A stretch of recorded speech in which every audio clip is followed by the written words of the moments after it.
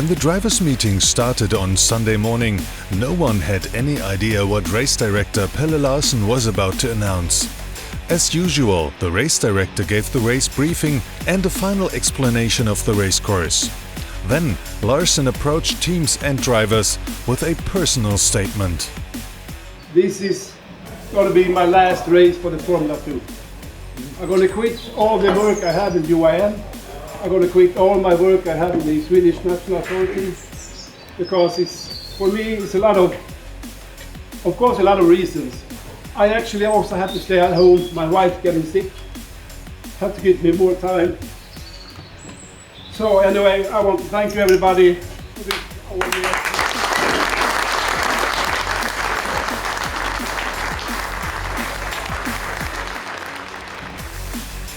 A news that all those present had to digest.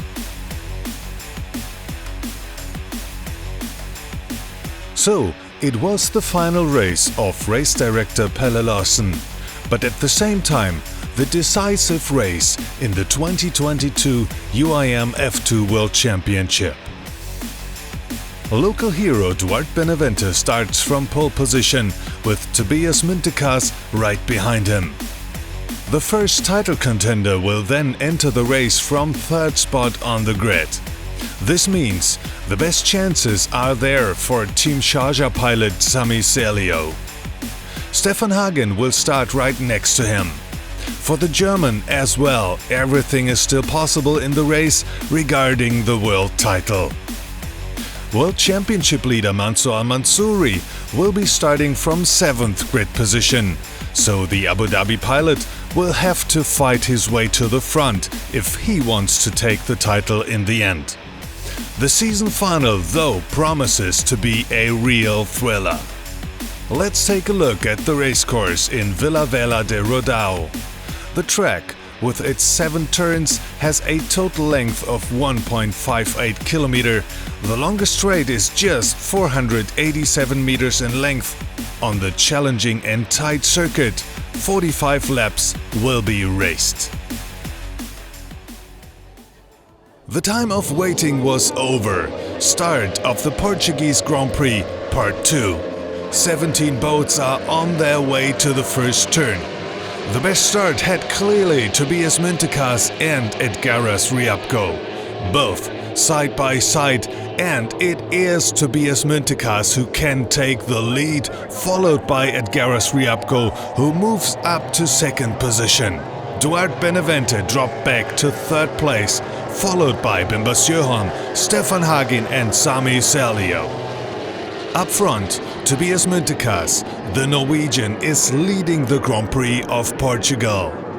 We are on board with Sam Whittle.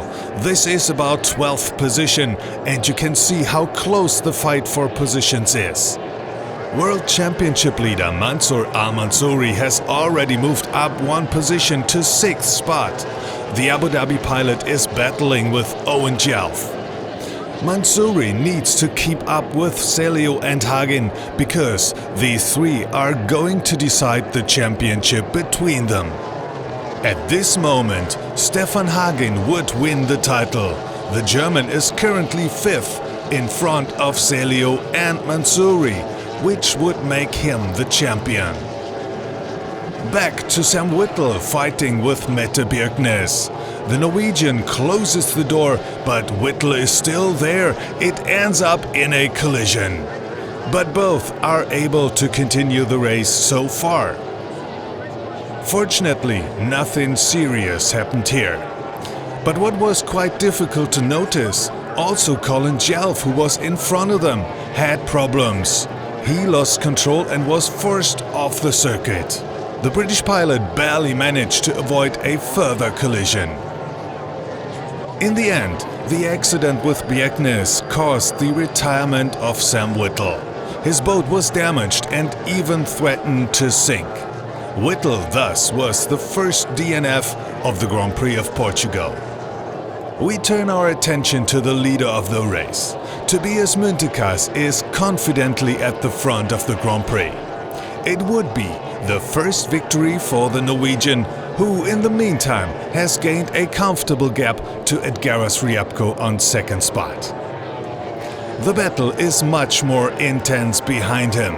Duarte Benavente, Bimber Sjöholm, Stefan Hagin and Sami Zelio are fighting for positions 3 to 6. An exciting four-way battle, especially because Hagin and Zelio are competing for the title and nothing has been decided yet. Because Mansour Al-Mansouri is also still in the title race, laying on 8th position behind Brent Dillard. Stefan Hagin is actually on track to take the title. The German is getting closer and closer to Bimber Sjöholm, who is currently 4th. Hagin keeps trying to get ahead of Sjöholm and it seems to be working. The gap is shrinking between these two. But overtaking on this circuit is difficult and also Sami Zelio is still chasing Stefan Hagin.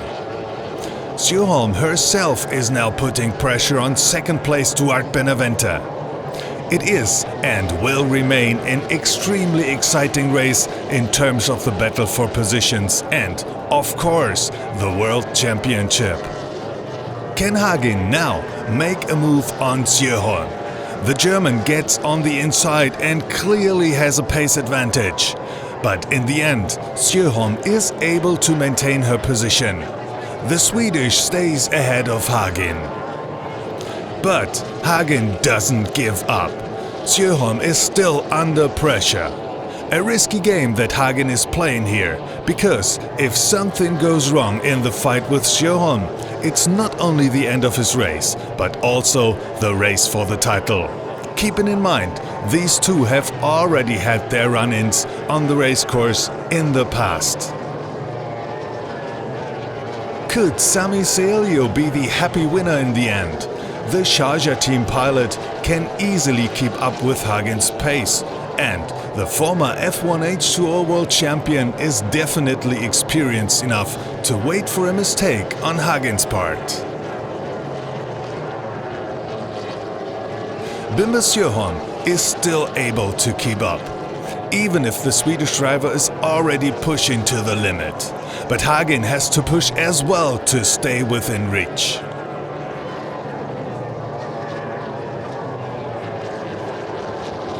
Then, all of a sudden, pole setter Duarte Benavente drops out.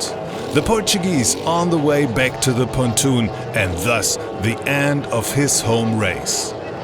Still in the lead, Tobias Muntekas, who remains unchallenged. Followed by Edgaras Ryabko on second position and then a shock moment when Bimber Sjöholm crashes out of the race. Her boat catches a wave, means the end for Sjöholm at the Portuguese Grand Prix. Of course, the race is interrupted, full course yellow. This promises a lot of excitement for the second half of the race, because the advantage of Tobias Muntekas is gone and the followers can catch up again. The restart could be a crucial factor in the fight for the World Championship title, which could be an advantage for Mansour Al-Mansouri. The championship leader is in 6th position, just behind Brent Dillard, only 2 positions down from Hagin and Zelio. At the restart, Muntekas can keep his lead and Edgaras Ryabko stays on second spot. But behind him it's very intense between Hagin, Zelio and Dillard. But again, all positions remain unchanged. Stefan Hagin is still on the road to become world champion. Because it doesn't look like Sami Zelio could be a real challenge for him, even though the Finnish pilot can still keep up with Stefan Hagin. Mansour Al-Mansouri meanwhile is running his own title race with Brent Dillard, because the World Championship leader just has to get past Dillard to become champion. At least based on the current point standings with Hagin in 3rd and Zelio in 4th spot. The Abu Dhabi pilot manages to get close to Dillard but just can't get past him. Then another dropout. The winner of Ribaduro, Giacomo Sacchi, has to end the race prematurely. The leader, Tobias Mintekas, again managed to gain a bit of a gap over Edgaras Ryabko, and with just a few laps to go, he is set for his first ever Grand Prix victory in Formula 2. Stefan Hagen also pulled away from Sami Celio and is now in a fairly safe third position. If everything goes well, the German would actually be Formula 2 world champion. We have reached the final lap, and it is Tobias Mintekas who crosses the finish line first and wins the last race of the 2022 season. Finishing on second place is Edgaras Ryabko. Followed by the boat with race number 19, Stefan Hagen crosses the finish line in third spot and would be the new Formula 2 world champion, the first German driver ever.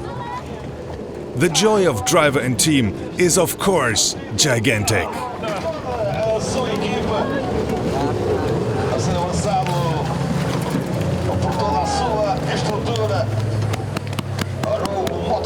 Unbelievable.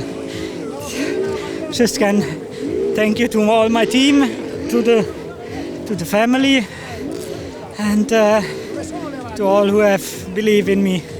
Also to Pele. He have told me during my season that he seen me the next world champion, and now I think I have made for him also a good present. Also for my manager and radio man Alex Kansi, because sadly his mom passed away, so also for his mom. So, Stefan Hagen was able to succeed against Mansour Al-Mansouri and Sami Celio. Prior to the race, Hagen was only in third place in the World Championship.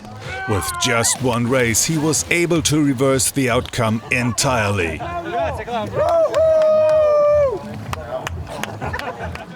Tobias Mintekas also had a plenty of reason to celebrate after his maiden victory in Formula 2.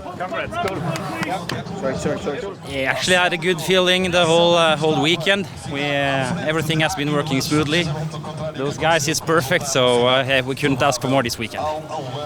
So this would have been actually the end of the story. However, already right after the race, the first surprise followed. Second place Edgaras Ryabko got a penalty lap due to this situation at the start. Ryabko didn't keep his lane in the first turn. As a result, Ryabko loses his second place and finishes only 10th so far. What nobody expected at the prize giving, it should come much more worse. Which should turn both the race result and the World Championship outcome completely upside down. At the post-race scrutineering, the engines of Tobias Mintekas, Sami Celio and Stefan Hagen were declared to be in non-compliance with the rules. The entire podium was finally disqualified. A shock. So Tobias Mintekas loses his race victory and Stefan Hagen his World Championship title. The sensational winner of the Grand Prix of Portugal was now Brent Dillard. Mansour Al-Mansouri came second and Owen Jelf third. This made Mansour Al-Mansouri the new F2 world champion.